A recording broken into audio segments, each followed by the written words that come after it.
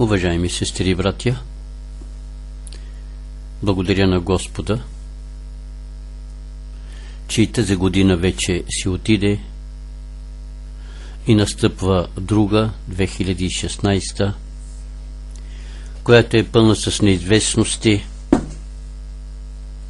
Знам, че някоя година ще бъде последна, някой месец или седмица, но това е Божията ръка.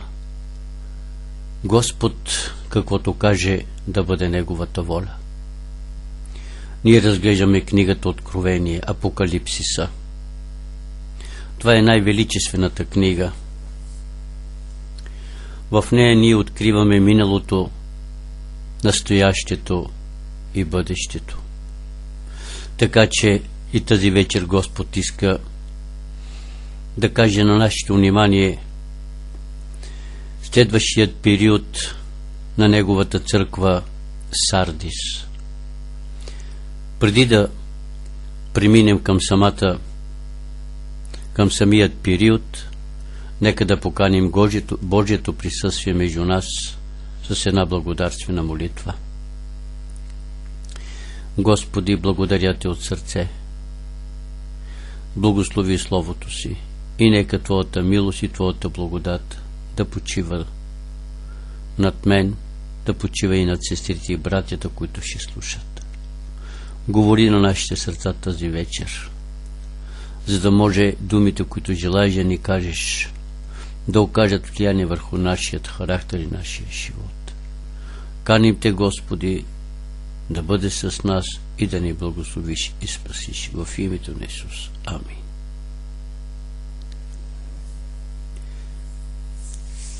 И така, сестри и братя,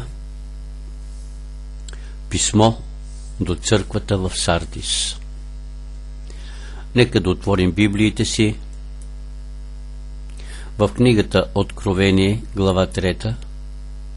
Ще прочетем от 1 до 6 стих.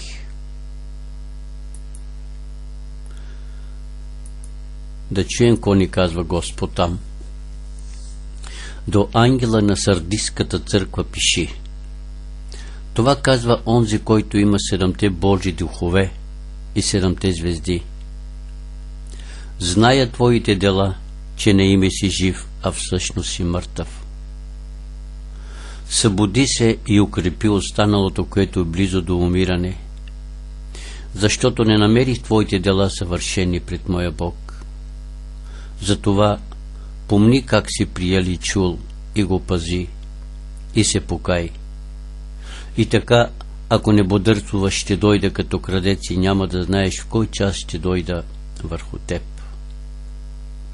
Но имаш няколко души в Сардис, които не са се осквернили дрехите си и ще ходя с мен в бяло, защото са достойни. Който победи, ще се облече така в бели дрехи и аз никога няма да излича името му от книгата на живота. Аз ще изповядвам името му пред моя Отец и пред неговите ангели. Който има ухо, нека слуша какво казва Духът на църквите. Уважаеми сестри и братя, всяко следващо писмо разкрива нови картини в историята на християнската църква. Ние виждаме във всички писма Бог разкрива развитието на християнството, борбата между истината и заблудата, между светлината и тъмнината. Опитът на Божият противник да помрачи истината като че ли понякога е успявал.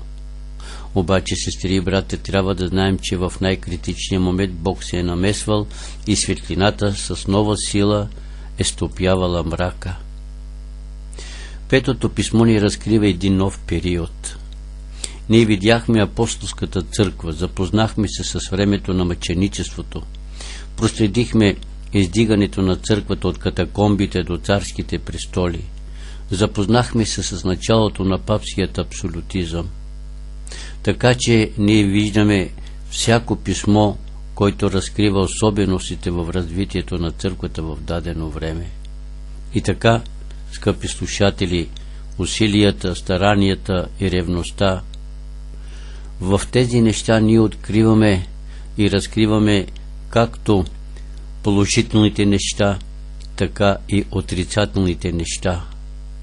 Ние откриваме едновременно и недостатъците, откриваме грешките, увлеченията, така че ние откриваме едновременно всички уния неща, които се развиваха в различните периоди, а сега ще видим и в този период, за който споменах.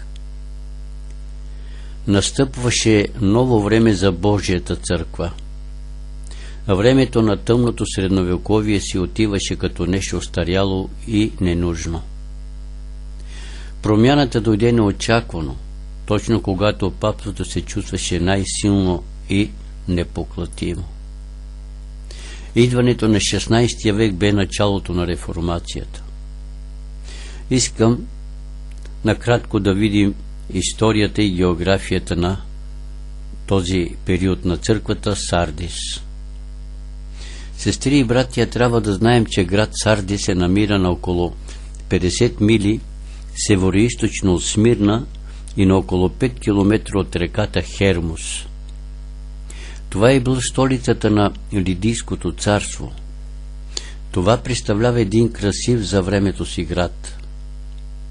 Началото на града е някъде около 1150 година преди Христа. Около 7 век преди Христа става столица на Лидийското царство, едно от най-богатите със злато царство на света. Тук по това време за първи път започнали да секат монети и да ги използват като пари. Едно откритие със световно значение. Нека запомним този период, от кое време датира именно парите в цялото земно кълбо. В 549 година преди Христа Кир завладява Лидийското царство и пленява най-богатия цар на времето си Крес. След като го е пленил, Кир завладял и заповядал да го изгорят на клада. Когато окладата вече е пламнала, Крес започнал да си говори: Солоне, Солоне. Кир чул думите му и заповядал да го запитат какво говори. Крес му казал, че някога един мъдрец от Атина на име Солун му каза, по-точно Солон, му казал, че няма човек, който да е щастлив при живе. Крес бил свален от кладата и направен пръв съветник на царя. Сардис става седалище на персийския сатрап и е свързан с войните на Гърция и Персия. След персийският период Сардис попада в различни ръце. От 301 година, сестри и братя, трябва да запомним вече от тук някои неща, за да можем да влезем в самата тема. От 301 година преди Христа е под владичеството на селевките.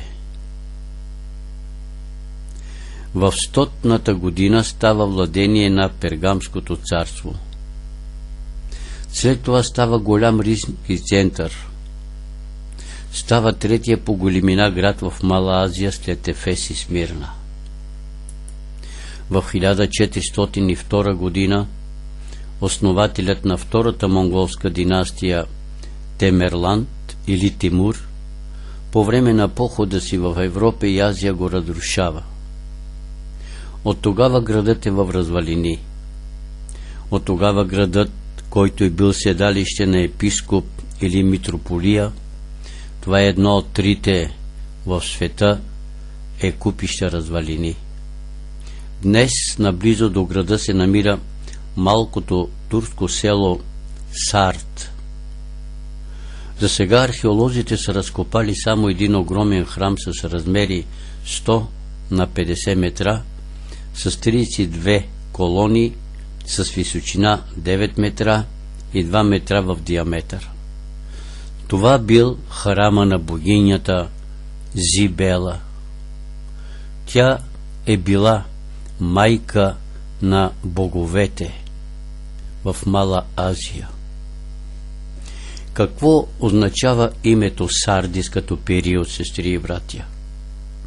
Сардис означава според някои тълкователи песен на радост, или онова, което става, или нещо ново, или обновление. Още със самото име Бог не открива особеностите на петия период от развитието на Неговата църква, времето на Ренесанса или Реформацията. Както слънчевите лъчи в ранната утрин поставят началото на един нов ден, така след дългата и многострадална нощ на средновековието, лъчите на Реформацията и Ренесанса от 16 век предвещават новата епоха в живота на църквата и на света. И така, скъпи приятели, Ренесанса събужда Европа от многовековния сън. Дългата нощ на суеверие, заблуди, мракобесие си отива постепенно. Появява се поезия, появява се изкуството, писателите започват да мислят и да пишат по нов начин. Художниците започват да рисуват нови и непознати до тогава картини. Редят се едно след друго големите открития на човешките гении. Например, Гутенберг създава печатната машина. Коперник създава своята хелиоцентрична система.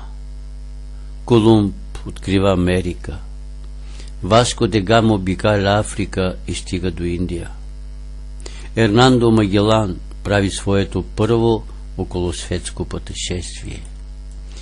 Валдензите се крият в планините и оттам достигат всички кътчета на Италия.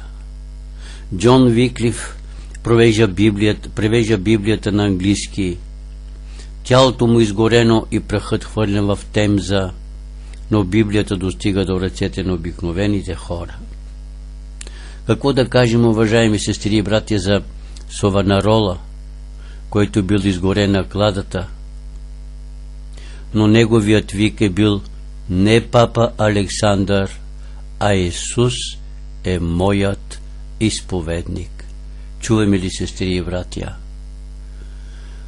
Ян Хус, изгорен на клада в Прага. Когато сухите дърва започват да пръщят под огнените пламъци, от към клада се чува песен. След това устните замлъкват, но ехото на песента продължава да се носи навред. Изобщо като църква Сардис какво представлява? И какво изобщо тя прави като период на църква? Кога и как е основана тази църква, трябва да знаем, не ни е докладвано от апостолите, но безспорен факт е, че в края на първия век, когато Йоан е заточен на остров Патмос, тук, както и в останалите големи градове, се развила една жива и деятелна църква. Тя е била известна с едно голямо обновление, с една шумна дейност, но без да има вътрешен живот. Уважаеми сестри и братя, епохата на Сардис е епоха на обновление, деформираното християнство. Дошло бе времето на промените на църковното проповядване. Всяка епоха ражда своите деятели. Времето на реформацията също роди своите. Така че, уважаеми слушатели, всъщност реформацията не е човешко дело, но то е Божие дело. Това дело започна едновременно в Германия, Швейцария, Франция, Англия, Холандия, Дания, скандинавските страни, без при това реформаторите те да се познават. Всички проповядват една и съща вест, без да имат връзка помежду си. Всички без предварителна уговорка започват борбата срещу Рим. и реформацията офана почти много страни. В Германия тук работи великият реформатор на 16 век Мартин Лютер, роден в 1483 година в Аслевен. В 1505 година завършва право в Ерфуртският университет. Същата година умира негов приятел Лютер и затова е потресен, трудно понася болката. Той се замисля върху преходността на времето и на всичко въобще. Намира една Библия и колкото повече четял, толкова повече разцяло желанието му да се посвети в служба на Бога. В 1505 година решава да се посвети на служба в Августинският манастир в Ерфурт. В 1508 година, това става 3 години по-късно, става преподавател във Витенбергският университет. Чете Библията все по-усърдно и намира истината и след това я опознава все по-добре и по-добре. Уважаеми слушатели, в 511 година, имам предвид 1511 година, става професор по богословие. Това е един преломен момент в неговият живот. Трябва да знаем, че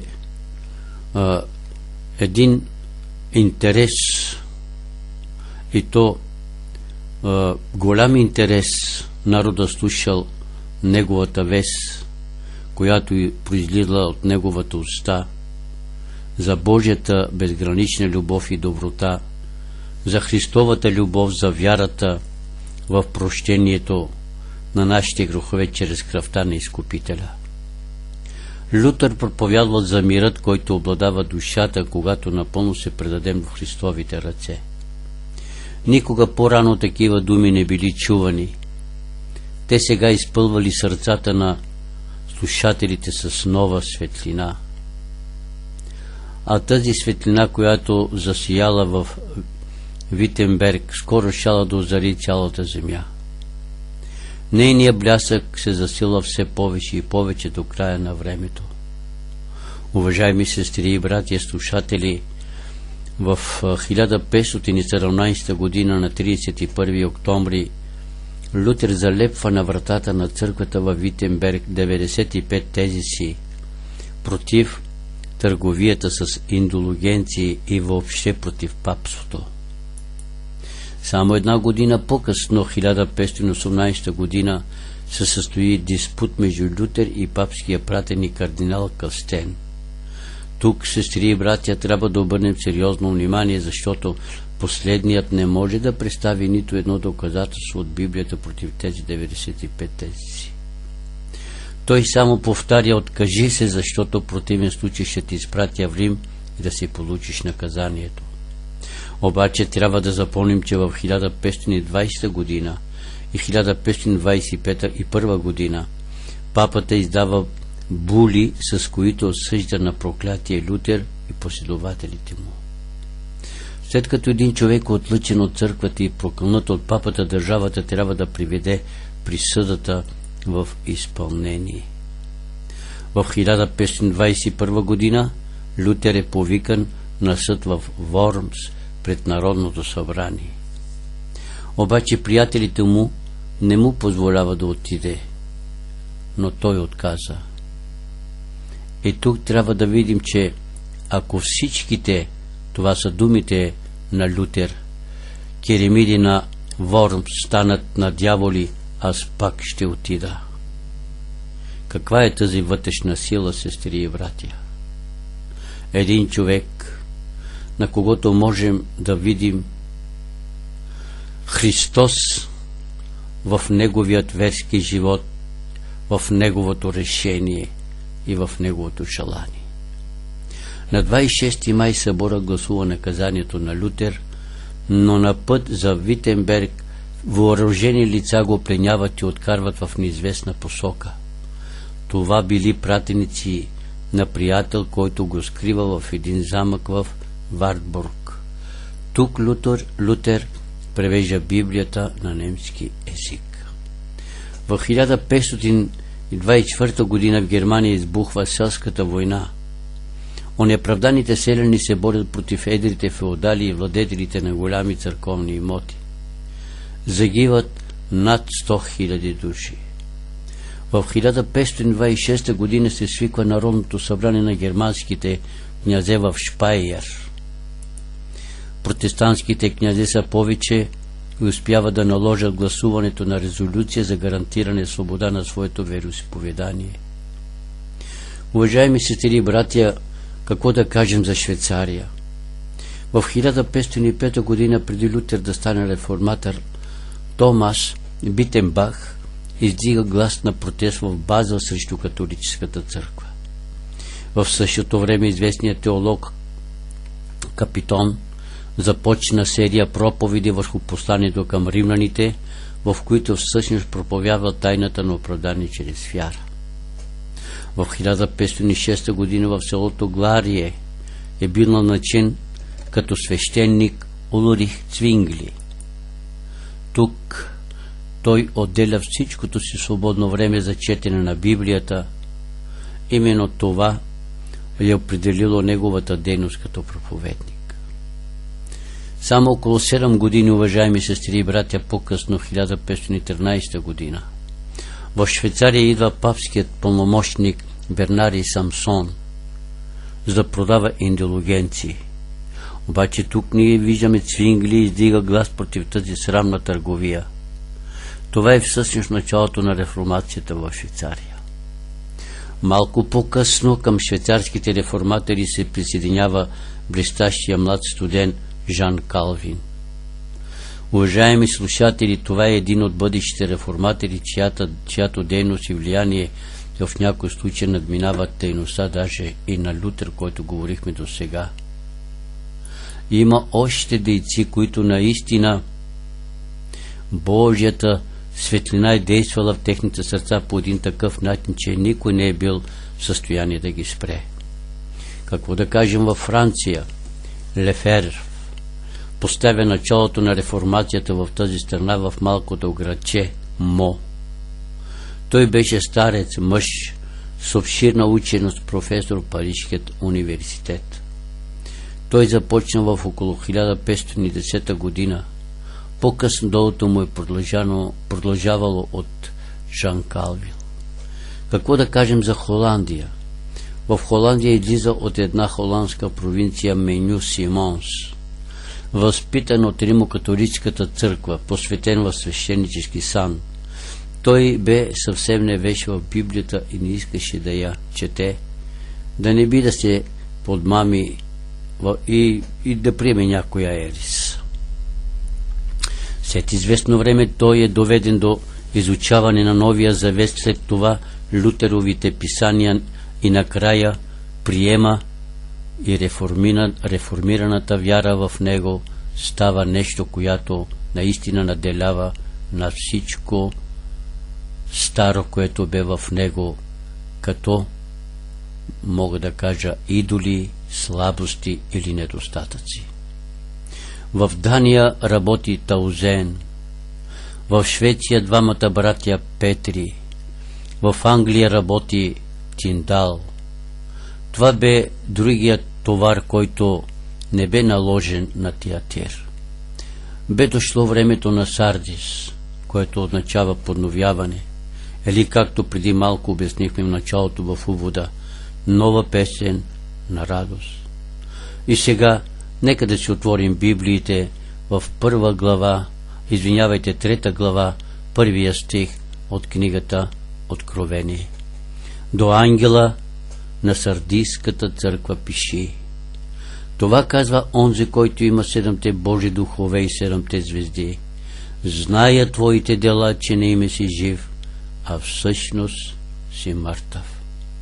Този израз не се отнася за ангелите като Божии служители.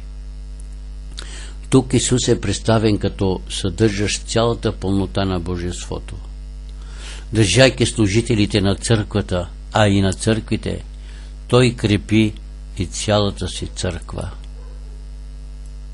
Божия дух излива своята пълнота и над народа на правдата и вярата, народа, който желае да служи на своя Бог. Реформацията се роди в 16 век. Над Европа изгряваше светлина. В Яков, глава 1, стих 17, искам да прочита думите на апостола, да чуем. Всяко дадено добро и всеки съвършен дар е отгоре и слиза от Отца на светлините, в когото няма изменение, нито сянка от промяна. Чуваме ли, сестри и братя? Да.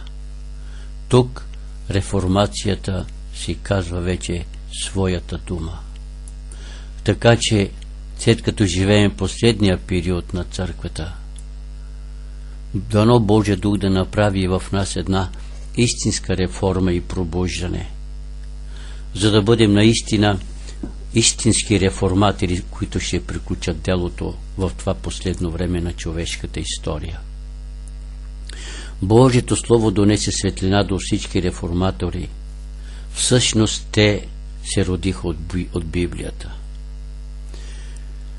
Искам да кажа един пример, който стана през 1536 година. Женева минала на страната на реформацията. На герба на града и на монетите от това време фигурира думите «Пост тембра лукс», което ще рече «След мрака светлина». Победата била извоювана от Франк Бирше и особено от Арел. За да не се върне Женева отново към католицизма, била необходима голяма работа в проповядване на Евангелието, а нямало хора. В това време за една нощ в Женева на път за Базел отседнал Калвин. Той отивал в Базел, за да продължи образованието си. Фарел, като научил това, веднага го потърсил и го намерил. Калвин настоявал да замине, да учи и да си почине. Фарел, като го сграбчил с двете си мощни ръце за раменете, и извикал: Бог да прокълне твоето учение, твоята почивка и твоя живот, ако в този критичен за Божието дело момент дезертираш и откажеш своята помощ. Тръпки побили Калвин и той останал.